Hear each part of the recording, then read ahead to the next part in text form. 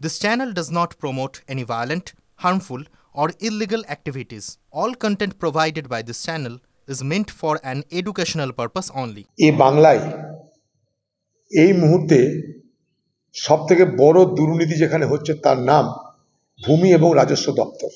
আবার বলছি, এই বাংলায় এই মুহূর্তে সবথেকে বেশি লুট এবং দুর্নীতি হচ্ছে যে দপ্তরের নাম তা হচ্ছে ভূমি এবং রাজস্ব দপ্তর।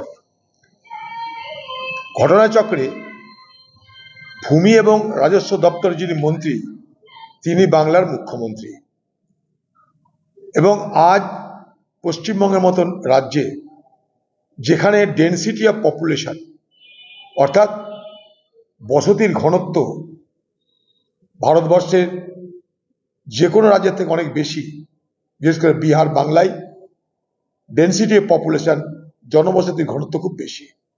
ফলে এখানে পাশাপাশি এই পশ্চিমবঙ্গ উর্বর জমির একটি রাজ্য, এখানে জমি সংকট আছে।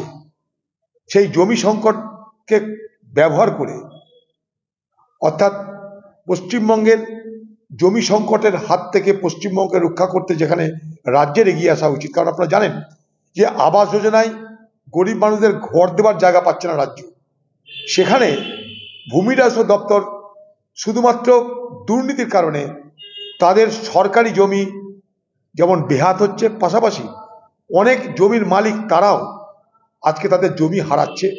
জমির চরিত্রকে নির্দ্বিধায় পরিবর্তন করে দেওয়া হচ্ছে, যেটা চাষ জমি সেটাকে বাণিজ্যের জমি করে দেওয়া হচ্ছে।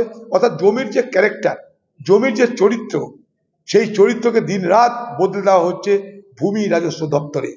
ভূমি রাজস্ব দপ্তর এখন পশ্চিমবঙ্গের দুর্নীতির নয়া কারখানার নাম, এবং তারই ভিত্তিতে যে জমির উপরে কবজা করার যে লড়াই, সেই লড়াইয়ে আজকে তৃণমূল দলের গুন্ডা বাহিনী একে অপরের সঙ্গে মুখোমুখি সংঘর্ষে আজকে তারা দাঁড়িয়ে আছে।